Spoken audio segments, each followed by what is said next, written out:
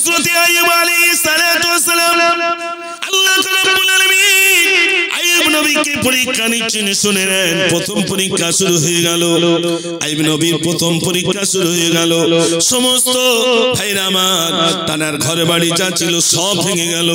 অনুসারী এসে বললেন, আইয়ুব নবী ঘরে বাড়ি যা ছিল সব তো ভেঙে গেল। আইয়ুব নবী বললেন, ও ঘর আমার নয়, যে আল্লাহ আমাকে দিয়েছিলেন সেই আল্লাহ নিয়ে নিয়েছেন, তাতে আমার কোনো দুঃখ নাই, কোনো বেদনা নাই। ভাইরা আমার এরপরে আইয়ুব নবীর দ্বিতীয় পরীক্ষা শুরু হয়ে গেল। আইয়ুব নবীর দ্বিতীয় পরীক্ষাটা ভাইরা আমার, একটা ব্যবসা করতেন, ব্যবসাটাও শেষ হয়ে গেল। ছাগল ভেড়া যা ছিল সব শেষ হয়ে গেল। অনুসারী বললেন, আইয়ুব নবী ছাগল ভেড়া যা ছিল সব শেষ হয়ে গেল। আইয়ুব নবী বললেন, ও ছাগল আমার নয়, ও ভেড়া আমার নয়, যে আল্লাহ আমাকে দিয়েছিলেন সেই আল্লাহ আবার নিয়ে নিয়েছেন, তাতে আমার কোনো দুঃখ নাই, কোনো বেদনা নাই। তৃতীয় পরীক্ষা শুরু হয়ে গেল।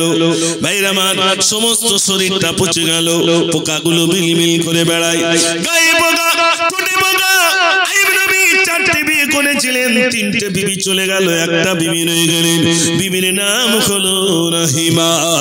আইয়ুব নবীর ঠোঁটে পোকা, বিবি দেখলেন, বিবি রহিমা দেখলেন স্বামীর ঠোঁটের পোকা যদি হাত দিয়ে তুলি স্বামী কষ্ট পাবে, এজন্য কি করলেন, নিজের ঠোঁট দিয়ে স্বামীর ঠোঁটের পোকাগুলো তুলে তুলে ফেলে দিতে। একটু জোরে বলুন না সুবহানাল্লাহ। স্বামীর ঠোঁটের পোকা, বিবি স্বামীর ঠোঁটের পোকাগুলো তুলতে। আর আমাদের পানি চান বলে বোতল রেস খা। রাগ করছেন আপনারা? ঠিক বলছি বলে মনে হয়? আর একটু লেট করে আসলি, আগে কৈফিয়ত দিতে, কোথায় ছিলি বল, তুই তাকারি করে বলে, কোথায় ছিলি বল, এখন রাত হয়েছে তাই ঘাটে এসো। যদি বলেন এই নারীদের মুখের কথাগুলো কারা শিখবে বলে মনে হয়? ভাই কারা শিখবে মনে হয়? গ্রামের লোক না। শোনেন, আমার মাদ্রাসায় এরকম দুটো কুচো কাঁচা আছে, অনেক কুচো কাঁচা আছে। একদিন দুটো বাচ্চা ঝগড়া করছে, আর আমি রাত জেগে গেছি, তো আমি ঘুমিয়ে পড়েছি। তো বেলা 8টা 9টার দিকে দরজায় বাড়ি মারছে, হুজুর হুজুর। আমি বলি, কি রকম বাড়ি মারে? আমি অফিসের দরজা খুলে, কি হয়েছে? হুজুর আমাকে মেরেছে। কে মেরেছে? তাহলে অমুক ছেলে মেরেছে। ডাকো, ডাকলো, তুই মেরেছো? তো বলতে চাচ্ছে না, বলছে হুজুর আমি মেরেছি। তাই বললাম, তুই মারলে কেন? বলছে আমার গালি দিয়েছে। তাই বলে মাদ্রাসার ছেলে আবার গালি দেবে কেন? আমি জিজ্ঞেস করলাম, এই সত্যি কথা বল, তুমি গালি দিয়েছো? তো বলছে হুজুর একটু গালি দিয়েছি। আমি খুব মহব্বত করে বললাম, সত্যি কথা বলো, কি বলে গালি দিয়েছিলে? একটা বলেছে, কিন্তু খুব বিষাক্ত গালি, সে আপনাদের সামনে বলা যাবে না। তো গালিটা বললো। আমি তখন জিজ্ঞেস করছি, সত্যি কথা বলবে, গালিটা কার কাছ থেকে শিখেছো? তো হুজুর আমার মা, আমার আব্বার এরকম করে করে গালাগালি দেয়। একটু জোরে বলে, কে দেয়? আল্লাহ, কেউ কথা বলে না। হ্যাঁ, মা স্বামীর গালাগালি দেয়, আর ছেলে সব ক্যাসেটের মতো মুখস্থ করিস। কথাটা ঠিক বলছি না ভুল বলছি? মা ছেলেকে শিখিয়ে দেয়, ওই তোর আব্বা, তাই বাচ্চাটা শেখে ওইটা তোর আব্বা, ওটা আমার আব্বা। মা বলে দেয় ওটা তোমার দাদু, তাই বাচ্চা শেখে ওটা আমার দাদু। মা বলে দেয় ওরকম কথা বলতে নেই, এইরকম বলতে হয়, তাই তো বাচ্চা শেখে নাকি ভাই? মা বাচ্চাকে মানা করে, আব্বুর সঙ্গে এরকম করে কথা বলতে আছে, তখন বাচ্চা বলে মা এরকম করছে মানে আমাকে সুন্দর করে কথা বলতে হবে। আর আমাদের মা, তোর লরির তলায় মৃত্যু হয় না, তুই মরিয়ে যা, তুই মরলে আমি ভালো হই। ওরে সর্বনাশ! স্বামীর উপরে রাগ করে বাচ্চাকে যাচ্ছে না তাই করে বলে। দুদিন পরে দেখা যাচ্ছে মা বেঁচে রয়েছে, ছেলে মরে যাচ্ছে। ঠিক বলছি না ভুল বলছি ভাই? বাপ মার দোয়া কবুল হয় না? হয় না? একটু জোরে বলে, বাপ মার দোয়া কবুল হয়। এই জন্য মক্কা শরীফের ইমাম সাহেব বলছেন, আমার মা, আমি যখন বাড়িতে দুষ্টুমি করতাম, আমার মা আমার জন্য বদদোয়া করতেন। কি দোয়া? আল্লাহ যেন তোর মক্কার ইমাম বানিয়ে দেন। এই বদদোয়া, এটাকে কেন্দ্র করে আল্লাহ আমার মক্কার ইমাম বানিয়ে দিয়েছেন। জোরে বলুন না সুবহানাল্লাহ। আর আমরা কি দোয়া করি? আমাদের সন্তান কত দূর যাবে? এই জন্য এতক্ষণ আপনাদের জলসা হয়েছে, আমি একটু মায়েদের নিয়ে বলছি, অসুবিধা নেই তো ভাই? এখানে সব বলতে না, ওই দিক দাও তুমি, রাতি বেকার আমাদের দিকে দিও না, যা হয় ওদিকে। তবে আমার মায়েদের ঠান্ডা করে ওষুধ আছে। মায়ের কদম চুমে নিলে খোদার রকম হতো, কদম চুমে নিলে খোদার রকম হতো ফুলের সুবাস যতই তাক হবে না মায়ের মতো মায়ের কদম চুমে নিলে খোদার রকম হতো। একটু জোরে বলুন না সুবহানাল্লাহ। জান্নাত পেতে যদি চাও দিও না মাকে ব্যথা করবে দারুণ জুড়ত না মায়ের দিলে গাথা কোথায় গেলে পাবো বলো আমার মায়ের মতো মায়ের কদম চুমে নিলে খোদার রকম হতো। নারে তাকবীর মাশাআল্লাহ। আমার ভাইদের কাছে অনুরোধ, আসুন আমরা এগুলোকে ছেড়ে দিয়ে একটু কোরআনের আঙ্গিনায় আসি। আমার ছেলেটাকে একটু কোরআন শেখাই, মেয়েটাকে একটু কোরআন শেখাই। মাদ্রাসায় দিতে হবে এমনটা না, আপনি যদি কোরআন শরীফ জানেন তো আলহামদুলিল্লাহ, নইলে মক্তবে কাউকে দিয়ে একটু নিজের বাচ্চাটাকে একটু কোরআন শেখান, ছেলেটাকে একটু কোরআন শেখান। ছেলে প্যান্ট পরে তো কি আছে, ছেলে গেঞ্জি পরে তো কি আছে, ছেলে স্কুলে যাচ্ছে তো কি আছে। আলহামদুলিল্লাহ আমাদের ছেলেরা ডাক্তার হোক, আমাদের ছেলেরা ইঞ্জিনিয়ার হোক। ওয়াকফ সম্পদগুলো এই জন্যই তো, গরিব ছেলে ডাক্তার হতে পারবে না, ওই সম্পদ নিয়ে ডাক্তার হবে। আমরা যারা আমাদের চিন্তা তো আমার ছেলের কি হবে আর নাতির কি হবে, মেয়ের কি হবে। আর আমাদের পূর্বপুরুষদের চিন্তা ছিল আমার জাতির কি হবে, আমার কওমের কি হবে, আমার মুসলিম কমিউনিটির কি হবে। একটু জোরে বলুন না সুবহানাল্লাহ। তাদের চিন্তা কত উঠবে, এই জন্য তাদের সম্পদগুলো ইসলামের জন্য তারা দান করে দিয়েছেন। সেই সম্পদ, যে সম্পদ একটা গরিবের ছেলে মাস্টার হতে পারবে না, টাকার অভাবে বিএড করতে পারছে না, ওই ওয়াকফ সম্পদ নিয়ে বিএড করবে। একটা গরিবের ছেলে ইঞ্জিনিয়ার হতে পারছে না, টাকার অভাবে ওই ওয়াকফ সম্পদের টাকা নিয়ে ইঞ্জিনিয়ার হবে। মসজিদটা নষ্ট হয়ে গেছে, ওয়াকফ সম্পদের টাকা নিয়ে মসজিদ নির্মাণ হবে। আজ ওয়াকফের টাকা ইমাম সাহেব আর মুয়াজ্জিন সাহেবকে দেওয়া হচ্ছে, এ তো সামান্য টাকা। যদি ইমাম সাহেবকে 40,000 দেওয়া হয়, মুয়াজ্জিনকে যদি 30,000 দেওয়া হয়, তারপরে 4 ভাগের 1 ভাগ টাকাও শেষ হবে না। এত লক্ষ লক্ষ টাকা, সেই টাকাগুলো আত্মসাৎ করার জন্য বর্তমান সরকার বিরাট ভাবে সুযোগ খুঁজছে। এত ভাইরা যারা আছি, এই সম্পদ আমাদেরকে বাঁচাতেই হবে, তাই তো নাকি ভাই? বাঁচাতে গেলে আমাদের ময়দানে নামতে হবে। নিজের ছেলেটাকে শিক্ষিত বানাতে হবে, মেয়েটাকে জ্ঞান তার ভিতরে জ্ঞান দিতে হবে, যাতে আমার মেয়েটাও সুশিক্ষা অর্জন করতে পারে, ছেলেটাও যেন শিক্ষা অর্জন করতে পারে। তার জন্য থাকবে আমার আপনার মেহনত। বড় দুঃখের কথা বলছি ভাই, আমাদের ছেলেরা, আমাদের মেয়েরা পঙ্গু হয়ে যাচ্ছে, শেষ হয়ে যাচ্ছে, শিক্ষা থেকে অনেক দূরে। যার কারণে আজ দেখেন একটা বাপ, তার ইচ্ছা কি, আমার যদি 3টে ছেলে হয়, তা 3টে যদি কাজ করে, সপ্তাহে যদি 2000 করে দেয়, কত ভাই? একটু জোরে বলে 6000।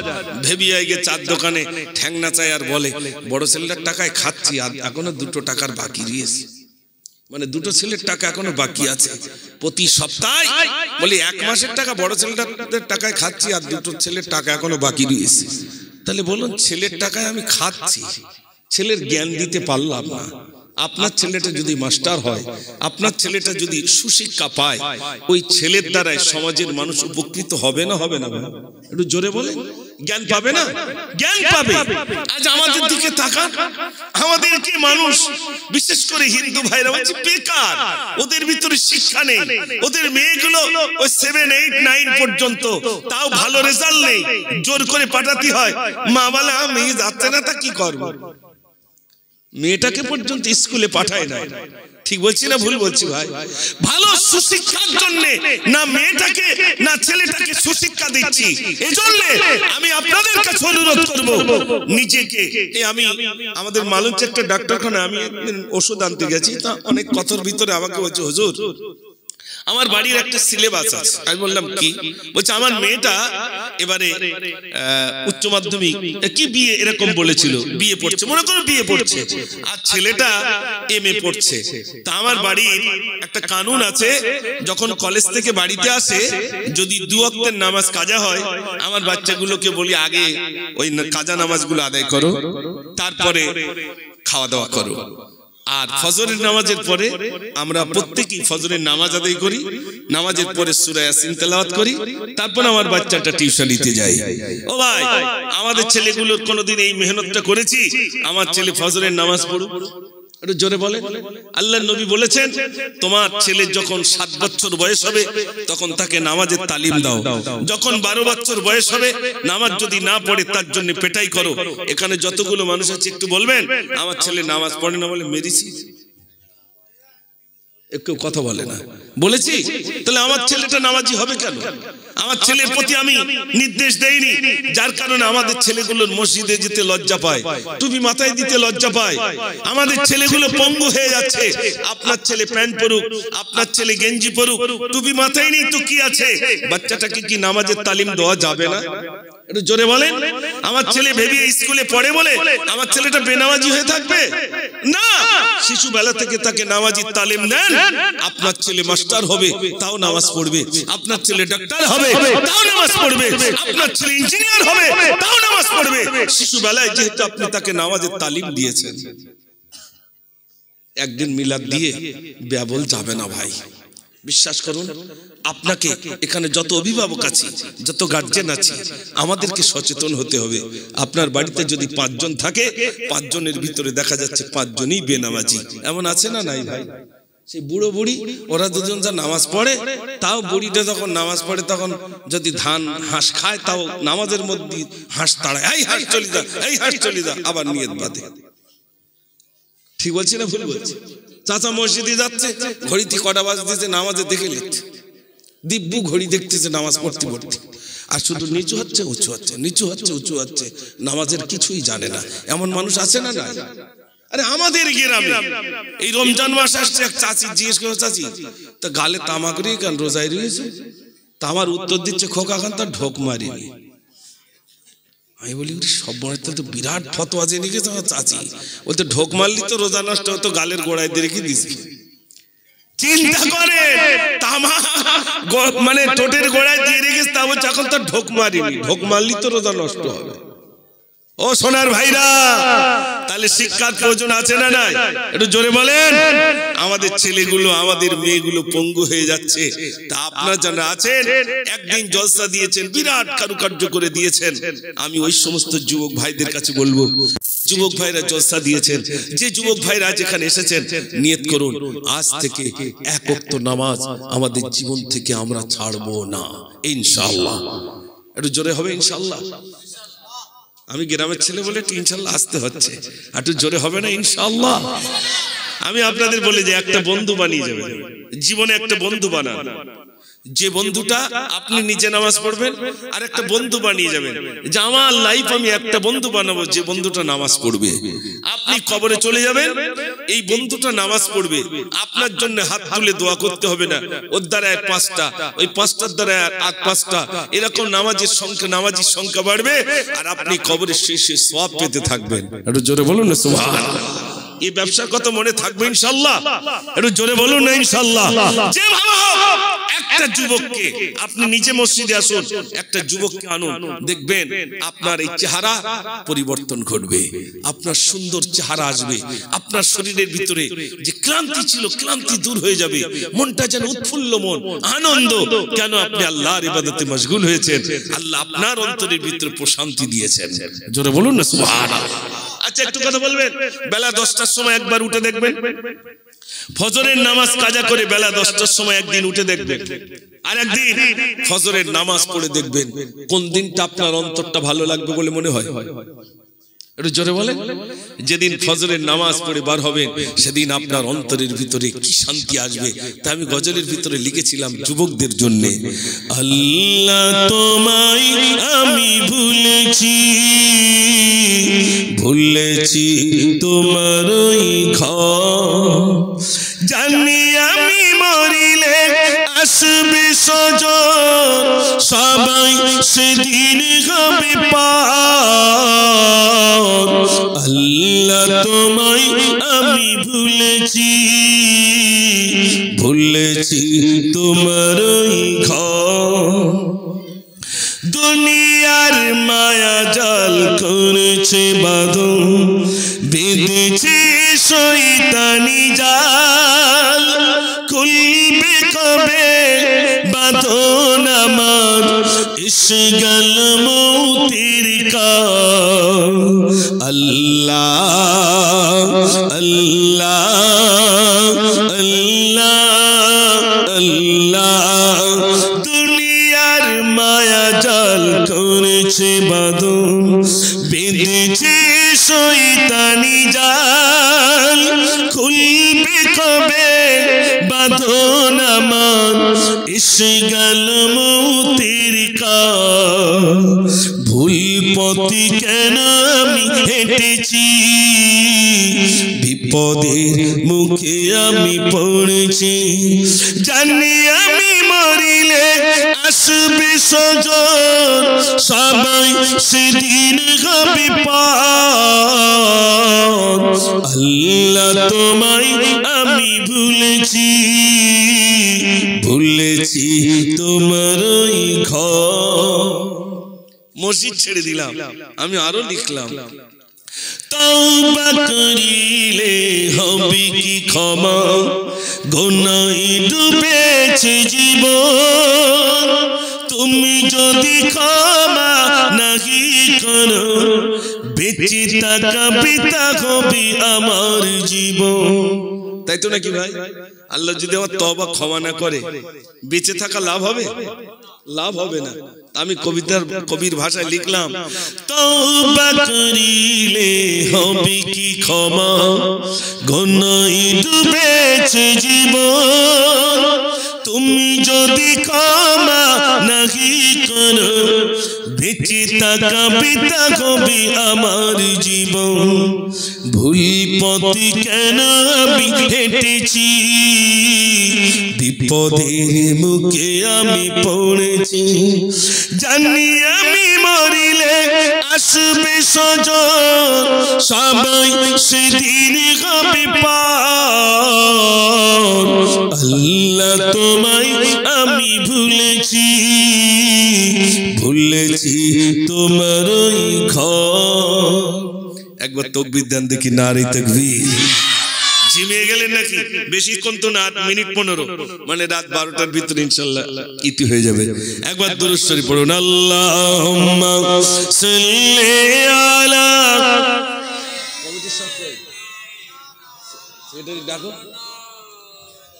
ওয়া আলা আলি সাইয়্যিদিনা। মাশাআল্লাহ, খুব ভালো লাগছে আমার আলোচনায়। কি আপনারা কষ্ট পাচ্ছেন আমার সোনার ভাইরা? তাই বলছিলাম আজ থেকে নামাজের নিয়ত করুন যে ইনশাআল্লাহ নামাজ পড়ব। জীবন অনেক নামাজ চলে যাচ্ছে, এক ওয়াক্ত নামাজ যদি ছেড়ে দেন 80 হোক বা জাহান্নামে পড়তে হবে। কত হোক বা ভাই, একটু কথা বলে? 80 হোক বা, 80 হোক বা। এবার একটু আমি বিশ্লেষণ করি, 80 হোক বা, 1 হোক বা সমান কত? 1 হোক বা হলো 2,88,00,000 বছর। 1 হোক বা, তাহলে 5 ওয়াক্ত নামাজ প্রতিদিন চলে যাচ্ছে। 1 হোক বা সমান যদি 2,88,00,000 বছর হয়, তাহলে 80 হোক বা কত হবে? কোনদিন হিসাব করেছেন? আচ্ছা আপনারা বলুন, আপনার মালঞ্চ অনেকে ব্যবসা করেন, ভেবিয়ায় ব্যবসা করেন, বিভিন্ন জায়গায় ব্যবসা করেন। সন্ধ্যাবেলা এসে ব্যবসার হিসাব হয় না, হয় না ভাই? লাভ কতটা হয়েছে, লস কতটা হয়েছে, আপনি সকাল থেকে সন্ধ্যা পর্যন্ত বা আজ সকাল থেকে কাল সকাল পর্যন্ত কতটা গোনার কাজ করেছেন আর কতটা ভালো কাজ করেছেন, হিসাব হয় যে আমি কতটা ভালো কাজ করতে পেরেছি আর কতটা কি করতে পেরেছি না। হযরত মালিক দিনার রাহমাতুল্লাহ আলাইহি বলেন, একটা স্বপ্নের ভিতর দিয়ে আমার জীবন বদলেছে। হযরত মালিক দিনার রাহমাতুল্লাহ আলাইহি জবরদস্ত একজন আল্লাহর ওলি সাধক, তিনি বাদশা ছিলেন। তিনি বলছেন একটা স্বপ্ন দেখেছি যে স্বপ্নের ভিতর আমার জীবন বদলে গেছে। বলছেন গভীর রাতে আমি স্বপ্ন দেখছি যে একটা সাপ আমাকে তাড়া করছে। আমি প্রস্রাবখানায় গেলাম, স্বপ্নে দেখছি না আমি প্রস্রাবখানায় গেছি, একটা সাপ আমাকে তাড়া করছে। সাপের তাড়ায় বহু দূর চলে গেলাম। হযরতে মালিক দিনার রাহমাতুল্লাহ আলাইহি বলে সাপের তাড়ায় বহু দূরে আমি চলে গেলাম। এমন সময় সামনে দেখলাম একটা বুড়ো দাঁড়িয়ে রইল। আমি বুড়োটাকে বললাম, বুড়ো রে তোমার লাঠি দিয়ে সাপটাকে মারো। বুড়ো কিছুই বলে না, কিছুই বলে না, চুপটি করে বসে রইলেন।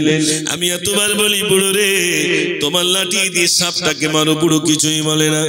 আমি আবার নজর করে দেখলাম, আমি ছুটতেই রইলাম, সাপ আমার পিছনে। হঠাৎ করে দেখলাম আমার ঘুমটা ভেঙে গেল। কি স্বপ্ন দেখলাম, একটা সাপ আমাকে তাড়া করে। সাপের তাড়ায় আমি এতবার বুড়োটাকে বললাম যে সাপটাকে মারো, বুড়ো কিছুই বললো না। একজন আলেমের দ্বারস্থ হয়েছেন, ওগো মাওলানা সাহেব আমি স্বপ্ন দেখলাম। কি স্বপ্ন দেখেছো? বলছে আমি স্বপ্ন দেখলাম একটা সাপ আমাকে তাড়া করে, আর সামনে দেখলাম একটা বুড়ো লাঠি নিয়ে দাঁড়িয়ে রইল। বুড়োটাকে তো বললাম, বুড়ো রে তুমি সাপটা লাঠি দিয়ে মারো, কিছুই বললো না। আলেম বললেন, ওই যে সাপটা আপনাকে তাড়া করে ওটা সাপ নয়, ওটা হলো আপনার বদামূল। বদামূলটা সাপের মতো আকার ধারণ করেছে। আর সামনে যে বুড়োটা দাঁড়িয়ে রইল ওটা অন্য কোনো নয়, ওটাই হলো আপনার ভালো আমল। বুড়ো আমলটা, ভালো আমলটা ভাইরা আমার, তিনি বলছেন ভালো আমলটা ওকে চোখ হয়ে গেছে, দুর্বল হয়ে গেছে, সাপের মতো আকার ধারণ করেছে। ভালো আমলটা ভাইরা আমার, তিনি বলছেন ভালো আমলটা ওকে চোখ হয়ে গেছে, বুড়োর মতো হয়ে গেছে, আর বদ আমলটা সাপের মতো আকার ধারণ করেছে। ও সোনার ভাইরা, হযরতে মালিক দিনার রাহমাতুল্লাহ আলাইহি অবাক হয়ে গেলেন, আমার বদ আমল সাপের মতো হয়েছে আর ভালো আমলটা বুড়োর মতো হয়ে গেছে। আমি আল্লাহর কাছে কেমন করে কৈফিয়ত দেব? সেদিন থেকে তিনি তওবা শুরু করে দিলেন। আত-তাইবুন আল-আবিদুন, তওবা করে ইবাদত করনে वाला। এমন তওবা করলেন হযরতে মালিক দিনার রাহমাতুল্লাহ আলাইহি একজন জবরদস্ত আল্লাহর ওলি বনে গেলেন। জোরে বলুন না সুবহানাল্লাহ। আমার যুবক ভাইরা, আপনারা আল্লাহর কাছে তওবা করুন। এই সময় আছে আর নেই। আমি মুজাফফরেই আছি, ডাকলে চলে যাব, যেই ডাক দেবে সেই চলে যাব। তা আমার যুবক ভাইদের কাছে অনুরোধ, মসজিদের সঙ্গে সম্পর্ক রাখুন, কোরআনের সঙ্গে সম্পর্ক রাখুন। মসজিদ ছেড়েছি বলে আজ বেদিনরা তারা মসজিদ দখল করার জন্য তারা ব্যাপকভাবে এগিয়ে আসছে। আপনারা সোশ্যাল মিডিয়ায় দেখেছেন, মসজিদের ভিতরে গিয়ে নামাজের পাটি কোরআনগুলো পুড়িয়ে দেওয়া হলো। ভাবছে মসজিদগুলো ভেঙে দেব, ভাবছে কোরআনগুলো পুড়িয়ে দিয়ে শেষ করে দেব। আপনারা বলুন, কোরআন শরীফ পুড়িয়ে দিয়ে কি শেষ করা যাবে? একটু জোরে বলে, শেষ করা যাবে না। মসজিদগুলো ভেঙে দিয়ে মুসলমানদের কলিজায় আঘাত এনে লাভ হবে বলে মনে হয়? একটু জোরে বলে। আজ তারা বলছে যত মসজিদ ছিল সমস্ত মসজিদগুলো মন্দির ভেঙে ভেঙে ভেঙে মসজিদ তৈরি করা হয়েছে। আপনারা জানেন মুসলমান রাজত্ব করেছে মোগলপুরটে ৭৫০ বছর। কত বছর? ৭৫০ বছর। ইংরেজ তারা দেশ চালিয়েছে ১৯০ বছর। আর এই চলছে ৭৪-৭৫, তাই তো নাকি? ভারত স্বাধীন হয়েছে। তাহলে আপনারা বলুন, এই যে ৭৫০ বছর দেশ চালালো মুসলমান, যদি মনে করতেন একটাও মন্দির থাকবে না, মন্দির থাকতো বলে মনে হয়? একটু কথা বলেন না। কিন্তু মুসলমান এটা চাইনি, করবেও না।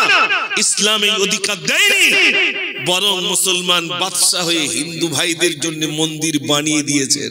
তার নজির ইতিহাসে আজও পর্যন্ত স্বর্ণাক্ষরে লেখা। আচ্ছা আপনারা বলুন তো, কোন মন্দির ভেঙে যদি সেখানে মসজিদ বানানো হয়, সেটা মসজিদ বলে মানুষের সামনে বলা যাবে এটা মসজিদ? একটু জোরে বলেন। সেখানে নামাজ হবে? নামাজ হবে না। কোন মন্দির ভেঙে কোথাও মসজিদ বানালে তাতে নামাজ হবে না, মসজিদ বলে নামই হবে না, গণ্য হবে না। মসজিদ তো ওই জায়গায় যে জায়গায় যে সম্পদ আল্লাহর রাস্তে মসজিদের নামে ওয়াকফ করলে তারপরে সেখানে মসজিদ বানালে, হালাল টাকা দিয়ে মসজিদ বানালে তবেই সেখানে মসজিদ হবে। আবার মসজিদের অনেক শর্ত আছে। একই গ্রামে যেন মুসল্লি যদি না হয়, ২-৩টে মসজিদ বানিয়ে দেব, সে মসজিদ মসজিদ বলে গণ্য হবে না, জেনার মসজিদ হিসাবে গণ্য হবে। রাসূল বলেছেন ওই মসজিদগুলো গুড়িয়ে দাও যে মসজিদগুলো জেরার মসজিদ।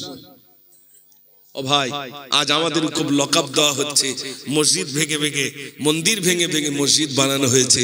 তাই হিন্দুস্তানের বাদশাহ খাজা খাজাগান ফকরে হিন্দুস্তান খাজা মঈনুদ্দিন চিশতি সিঞ্জি রহমাতুল্লাহ আলাইহি তানা রওজার নিচে নাকি আবার একটা মন্দিরের গন্ধ পাওয়া যাচ্ছে। ঠিক বলছি না ভুল বলছি? মূর্তি পাওয়া যাচ্ছে। বলবে কে আর শুনবে কে? প্রতিবাদ আছে? কোনো প্রতিবাদ নেই। এই তো ওয়াকফ সম্পদ চলে যাচ্ছে। তার জন্য আমরা যাদেরকে ভোট দিয়ে এমপি বানিয়েছি, যাদের পিছনে ছুটেছি, যাদের ঝান্ডা ধরেছি, তারা কি ময়দানে নেমেছেন? একটু জোরে কথা বলেন। তারা কি ওয়াকফের বিরুদ্ধে লড়েছেন? লড়েনি কেন? অনেকেই তো বলবে আমরা মুসলমানের বন্ধু। আরে পা দুটো কেটে নিচ্ছে আর আমি দাঁড়াতে পারবো না, কি করে বন্ধু হয়? ওয়াকফ সম্পদ চলে যাচ্ছে, তার কালা কানুন পেশ করছে মোদি, আর সেখানে পার্লামেন্টে গিয়ে আমরা যাদের এমপি বানিয়ে দিয়েছি, অন্তত যদি এই ওয়াকফের পক্ষে যদি সেখানে গিয়ে বলতো, তাহলে বুঝতাম আমরা ভোট দিয়ে এমপি বানিয়ে অন্তত সার্থকতা হয়েছে। ঠিক কি না ভাই? বলার কেউ নেই, সেখানে প্রতিবাদ করার কেউ নেই। তাই আমরা জনগণ আগামী দিনে হিন্দু বলি, খ্রিস্টান বলি, ইহুদি বলি, নাসারা বলি, বৌদ্ধ বলি, জৈন বলি, যত ধর্মের মানুষ আছি, যত বর্ণের মানুষ আছি, এই ওয়াকফ সম্পদ যেটা মুসলমানের ওয়াকফ সম্পদ লুটবার যে চিন্তা ভাবনা কেন্দ্র সরকার করছে, তার জন্য আমাদেরকে রুখে দাঁড়াতে হবে, ময়দানে নামতে হবে। যদি তা নামতে পারি তাহলে হয়তো ফিরবে। আজ যদি বাড়িতে ঘুমিয়ে থাকি আমাদের সম্পদ নিয়ে নেবে। ওই বাপ চাচারা কবরস্থানে শুয়ে যখন ভারত বাংলাদেশ যখন ভাগ হয়, শুনে নেন যুবক ভাইরা, বাংলাদেশ থেকে বিনিময় হয়েছিল জমি। আমাদের অনেক পূর্বপুরুষ তানারা চলে গেছেন বাংলাদেশে, আর আমাদের কিছু পূর্বপুরুষ তানারা রয়ে গেছেন ইন্ডিয়ায়। বাংলাদেশ যায়নি কেন? কি কারণে যাননি? এ কারণে যাননি, আমাদের বাপের কবর হিন্দুস্তানে, আমার মায়ের কবর হিন্দুস্তানে, আমার আব্বা অর্থ দিয়ে অনেক মেহনত করে মসজিদ বানিয়েছেন। এই ছেড়ে যদি চলে যায় মসজিদ আজান বন্ধ হয়ে যাবে। তাই ওখান থেকে আমাদের যতই লোভ দেখা আমরা যাব না। আমার বাপের আর মায়ের কবর ছেড়ে আমরা কোন দেশ যেতে চাই না, বরং আমার বাপ মা যেমনি হিন্দুস্তানের মাটিকে পবিত্র মনে করে শুয়ে পড়েছেন, আমি একদিন মারা যাব, আমার কবরটা হিন্দুস্তানে হবে। একটু জোরে বলুন না সুবহানাল্লাহ। ঠিক কিনা ভাই? এই ছিল মুসলমানের আশা। আজও পর্যন্ত এই হিন্দু ভাই আর মুসলিমদের ভিতরে যে সম্প্রীতি, ভিন্ন ভিন্ন ধর্মাবলম্বীর ভিতরে যে সম্প্রীতি, এটা হিন্দুস্তানের একটা সৌন্দর্য। একটা ছোট্ট কথা বলি যা কিতাবে নেই, বরং পরোক্ষভাবে যেটা আমরা দেখেছি, বাংলাদেশ থেকে আর ইন্ডিয়ার মানুষ জমি বিনিময় করেছেন। বাংলাদেশের হিন্দু ভাই এপারে এসেছেন, এপারের মুসলমান ভাই ওপারে গেছেন। যা আজও বারাসাতের বুকে সেই জায়গাটি রয়েছে। তো ওই হিন্দু ভাই এপারে এসে দেখছেন মুসলিমের জায়গায় একটা মসজিদের মেম্বার মতো করা আছে। তিনি বুঝেছেন এটা মসজিদ হবে, তাই অনেক কষ্ট করে ওই হিন্দু ভাইয়ের কাছে তিনি এখান থেকে আপনার মুসলিম ভাইয়ের কাছে যেভাবে সংবাদ পাঠালেন, ভাই আপনি যে জায়গা বিনিময় করেছেন সেই জায়গাতে একটা মসজিদ মতো আছে। বলছে আমি বিনিময় করেছি, তোমরা রাখতে পারো, ভেঙে দিতেও পারো। হিন্দু ভাইটা কি নজির স্থাপন করেছেন দেখেন। তিনি বলছেন না, এটা তো ধর্মস্থান, এটা ভাঙা যায় না। তাই তিনি মসজিদটাকে নিজে অর্থ দিয়ে নির্মাণ করলেন, সুন্দর করে মসজিদটা তৈরি করলেন। মুসলিম ভাইদের কাছে গেলেন, গ্রামে মুসলিম নাই, পাড়ায় মুসলিম নাই, ও পাড়ায় মুসলিম আছে। তাই দূরে গিয়ে বললেন আমার জায়গায় একটা মসজিদ আছে, তোমরা গিয়ে আজান দাও, তোমরা গিয়ে নামাজ পড়াও, আর ওই মসজিদের দেখভালের দায়িত্ব আমি হিন্দু নিয়ে নিলাম। একটু জোরে বলুন না সুবহানাল্লাহ। সেই মসজিদটাই এই গত রমজান মাসে যিনি সোশ্যাল মিডিয়া এসে বলছেন এই সেই মসজিদ, আমার দাদু এই মসজিদ দেখভাল করে তিনি চলে গেছেন, আমার বাবা চলে গেছেন, আমার বাবা আমার দাদা তারা এই মসজিদে রমজান মাসে রোজায় থাকতেন, মুসলিমদের সঙ্গে ইফতার করতেন। আমিও আমার সেই দাদার রেখে যাওয়া এই স্মৃতিটা আমি যতদিন বাঁচবো ততদিন এই মসজিদ সংরক্ষণের দায়িত্ব আমি হিন্দু হে আমি আমার দাদা আমার বাবা যেমনি গ্রহণ করেছেন আমি তেমনি গ্রহণ করব। জোরে বলবেন না সুবহানাল্লাহ। ও সোনার ভাইরা, তাই আপনাদের কাছে অনুরোধ, হিন্দু আর মুসলিম ভাই আমাদের ভিতরে মিলন, এটাকে ফাটল ধরানোর জন্যই চেষ্টা করছে এক শ্রেণীর মানুষ। হিন্দু আর মুসলিমের ভিতরে যদি দাঙ্গা বাঁধানো যায় তাহলে ফায়দা লুটতে পারবো আমরা বেঁচে থাকতে। এই আপনার এই রকম একটা যারা চেষ্টা করছে অপচেষ্টা, তাদের বিরুদ্ধে রুখতে হবে না, হবে না ভাই? একটু জোরে বলেন। তাই আমি সেই গজলটা শুনিয়ে আমি দোয়া করবো ইনশাআল্লাহ। একবার দরুদ শরীফ পড়ুন। আল্লাহুম্মা। এই মাইক বিরাট কষ্ট হচ্ছে, দম বিশাল কষ্ট হচ্ছে আমার, দম নিতে পারতেছি না। বলছে কি কালেকশন করতে, কি কালেকশন করতে বলো, তোর কি হুজুর কালেকশন করতে দেয়নি? অল্প দেশে। আচ্ছা, আপনাদের কষ্ট হচ্ছে নাকি? মাশাআল্লাহ। তাহলে একবার তাকবীর জোরে দেন, নারে তাকবীর, মাশাআল্লাহ। আমি গজল অনেক লিখেছি, ওই কালা কানুন অর্থাৎ যার বিরুদ্ধে প্রতিবাদী গজল, সেটা শোনাবো ইনশাআল্লাহ। কুচো কাঁচা গুলো একটু সামনে পাঠিয়ে দেন, ছোট ছোট গুলো। ওরা আমার জন্য বসে রয়েছে, এখনো ঘুমোয় না। ওরা শুধু বলে আমার গা হুজুরটা কখন আসবে। কচি এসো বাপ, সামনের দিকে এসো, সামনের দিকে এসো, সামনের দিকে এসো। হ্যাঁ, ছোট ছোট গুলো সামনে এসো। হ্যাঁ না করলে না, এমনি ইতি প্রেসার অন। কই কই এখানে নেই বাবা। কুচো কাছারা এসো, তোমাদের তো আমার এখন যেতে হবে, তো দাউদ করতে আসতেছি আমি। এসো বাপ, এসো, সামনে এসো। মাশাআল্লাহ। আমার নাতিটা বলে আমার বলে না না আমি যাবো মিলাদ করতে। আমি বলি বাবারে তুই যাবি মিলাদ করতে? এরা এই যে বাচ্চা কাচ্চা, মাশাআল্লাহ। একটু তাকবীর জোরে দেন না, নারে তাকবীর।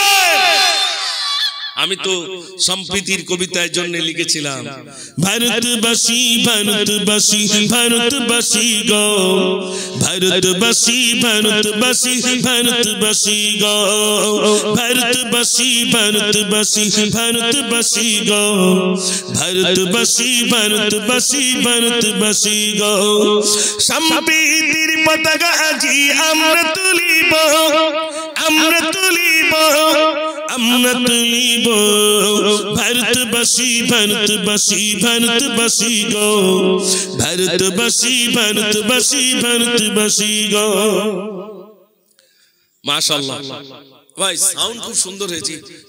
মনিটর নি তো, এখানটা একটা কষ্ট হচ্ছে, এই বক্স এই দিক ঘুরিয়ে দেওয়া যাবে? একটু কানে আসো অন্তত, এখানে কিচ্ছু শোনা যাচ্ছে না। হ্যাঁ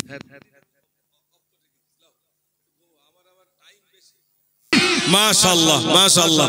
আমার সোনার ভাইরা, আজ আপনারা অনেক কষ্ট করে মেহনত করে এই জলসা দিয়েছেন, ঠিক আছে? ও ভাই ঠিক আছে, আন্না আল্লাহ যেন কবুল করেন, সবাই বলুন আমিন। আর বিশেষ করে এখানে যত নওজোয়ান যুবক ভাইরা আছেন, একটু ভিতরে আসুন, ভিতরে আসুন। ঠান্ডার সময় আপনার বাইরে রয়েছেন কি করে, একটু ভিতরে আসুন। কাঁদি জয়নাব কাঁদি কুলসুম কাঁদি সাকিনা, খালি দুলদুল ফিরে এলো, খালি দুলদুল ফিরে এলো, হুসাইন এলো না। কাঁদি জয়নাব কাঁদি কুলসুম কাঁদি সাকিনা, কাঁদি জয়নাব কাঁদি কুলসুম কাঁদি সাকিনা, খালি দুলদুল ফিরে এলো, খালি দুলদুল ফিরে এলো, হুসাইন এলো না। কাঁদি জয়নাব কাঁদি কুলসুম কাঁদি সাকিনা, নারে তাকবীর। মাশাআল্লাহ, সবাই মিলে কিন্তু আল্লাহু আকবার বলি না কোনো, একটু আল্লাহর নাম জোরে নেন না। এই তো মাশাআল্লাহ, বসে যাও, একটু বসে যাও, একটু তাকবীর জোরে দেন না, নারে তাকবীর। আজকে কি তাবারুকের কি ব্যবস্থা হয়েছে? বিরিয়ানি লম্বা চাল না ছোট চাল? ওরে সর্বনাশ, লম্বা চাল। তাই সব তুলেছো, চাল চাল সব তুলেছো? কোহাড়ি কোহাড়ি ছহাড়ি কতটা করে দিয়েছে? ছহাড়ি মানে 80 কেজি। ওরে সর্বনাশ। তবে আমি একটু দেখবো এখানে গোশ দেওয়ার লোক আছে কিনা, ইনশাআল্লাহ। সাল্লাল্লাহু আলাইহি ওয়াসাল্লামের সাহাবাকে বললেন আল্লাহর নবীর পেটে কাপড় বাঁধা কেন? সাহাবা বললেন নবীজি একদিন নয় দুদিন নয় 3 দিন অনাহারে বলে রাসূলের পেটে কাপড় বাঁধা রইল। আল্লাহর নবী সাল্লাল্লাহু আলাইহি ওয়াসাল্লামের দৃশ্য দেখে বাড়িতে এসে বলছে মা সর্বনাশ হয়ে গেছে, মা সর্বনাশ হয়ে গেছে। কি হয়েছে বাবা? আল্লাহর নবীর পেটে কাপড় বাঁধা দেখলাম মা। আল্লাহর নবী অনাহারে রয়েছে, একদিন নয় দুদিন নয় 3 দিন অনাহারে। মা বললেন বাবা একজনের মতো খাদ্য রয়েছে, তাড়াতাড়ি করে যা আল্লাহর নবীকে একটু আমন্ত্রণ করে নিয়ে আয়। যুবক ছুটে ছুটে আল্লাহর নবীর কাছে গেলেন। আসসালাতু ওয়াসসালামু আলাইকা রাসূলুল্লাহ, আসসালাতু ওয়াসসালামু আলাইকা হাবিবাল্লাহ। আপনাকে আমি দাওয়াত করতে এলাম, আপনার পেটে কাপড় বাঁধা দেখে সহ্য করতে পারি না, আমি বাড়িতে গেলাম, আমার মা আপনাকে দাওয়াত করেছেন, চলুন চলুন চলুন আমাদের বাড়িতে দাওয়াত আপনি গ্রহণ করবেন। নবীজি বলছেন বসো। কিছুক্ষণ পরে বলছেন আমি একা যাব না, আমার এই 80 জন সাহাবাদেরকে সঙ্গে নিয়ে যাব। বাড়িতে কজনের খাদ্য ভাই? একজনের। নবীজি নিয়ে যাচ্ছেন 80 জনকে। যুবক বলছে সর্বনাশ, দাউদ করে মরিস তো, বাড়িতে একজনের খাদ্য, নবীজি 80 জনকে নিয়ে যাচ্ছেন, কি করে খেতে দেব? বাড়ির দরজার সামনে চলে গেলেন। নবীজি হাতটা ছেড়ে দিয়ে বলে যুবক যাও তোমার মা কি বলো। আল্লাহর নবী এসেছেন, ঘরের ভিতরে তশরিফ রাখলেন। মায়ের কাছে গিয়ে ছেলে ভেঙে পড়লো, মা সর্বনাশ হয়ে গেল, মা কি হয়েছে বাবা? আল্লাহর নবীকে দাওয়াত করতে গিয়েছিলাম, নবীজি আসেননি, বরং 80 জনকে সঙ্গে নিয়ে এসেছেন। বাড়িতে কান্নার রোল পড়ে গেল। আল্লাহর নবীর সঙ্গে যদি বেয়াদবি হয়ে যায় আনতা হাবাতা মালুকুম, সমস্ত আমল বরবাদ হয়ে যাবে। ভাইরা আবার নবীজির কাছে বাড়ির কর্তা এসে কদমে লুটিয়ে বললেন ইয়া রাসূলুল্লাহ বেয়াদবি মাফ করুন, আপনার পেটে কাপড় বাঁধা দেখে আমার ছেলেকে আমি পাঠিয়েছিলাম দাওয়াত করতে, কিন্তু একজনের মতো খাদ্য রয়েছে, পুনরায় যে রান্না করে খাবো তেমন কিছু আমাদের বাড়িতে নাই। ইয়া রাসূলুল্লাহ আপনি 80 জন কিনেছেন, কেমন করে খেতে দেব? আল্লাহর নবী বলে সাহাবা যে পাত্রে খাদ্য রয়েছে পাত্রটা নিয়ে এসো। পাত্রটা না হলো, নবীজি ডান হাত মোবারক দিয়ে খাদ্যের উপরে রাখলেন। এবার বললেন সাহাবারে তোমরা 4 জন করে এসো, আমার আঙুলের পাকা থেকে তোমরা খাওয়া শুরু করো। 4 জন করে খেতে খেতে 80 জনের খাওয়া হয়ে গেল। আল্লাহর নবী বললেন সাহাবারে আর কত জনের খাদ্য রয়েছে? সাহাবা হুজুর বলছে রাসূলুল্লাহ যতটুকু খাদ্য পাত্রে দিয়েছিলাম ততটুকু খাদ্য এখনো পর্যন্ত মজুদ রয়েছে। একটু জোরে বলুন না সুবহানাল্লাহ। বরকত হয়েছে না হয়নি? বরকত হয়েছে। আমাদের বাড়িতে বরকত হবে। এই তো আমি রাত্রে দেখি নারে তাকবীর। আজ দুঃখ নেব না খুশি নেব,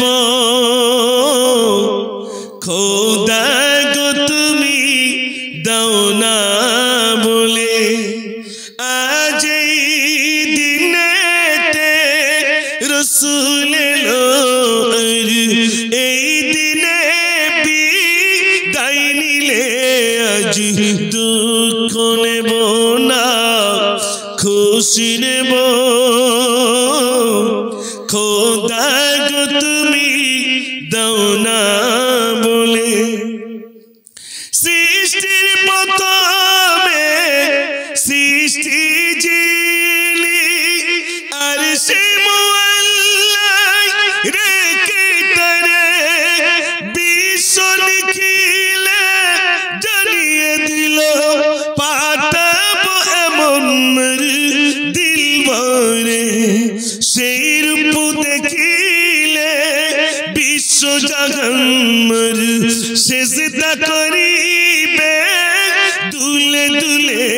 আজ দুঃখ নেব না খুশি নেব, খোদা গো তুমি দাও না বলে। নারে তাকবীর। জননী মা জননী মা জননী গো, মা জননী মা জননী মা জননী গো মা জননী মা জননী মা জননী গো মা জননী মা জননী মা জননী গো তুমি বিনা থাকতে পারি কেমনে বলো কেমনে বলো কেমনে বলো মা জননী মা জননী মা জননী গো মা জননী মা জননী মা জননী গো। একজন সুফিয়া নামে নাম, আল্লাহর বান্দি, তিনি বলছেন আমি 25 কেজি গোশত আল্লাহ দুলে মনসুর গাজী, তাই তো? আর মনসুর ভাই দিয়েছেন 500 টাকা, আলহামদুলিল্লাহ দেন। আচ্ছা, বাবলুর রহমান গাজী গ্রাম, মাশাআল্লাহ লোক। আচ্ছা, একজন গোপন দান 500 টাকা, কোথায় ছিল এত বাবারে, দেখেন।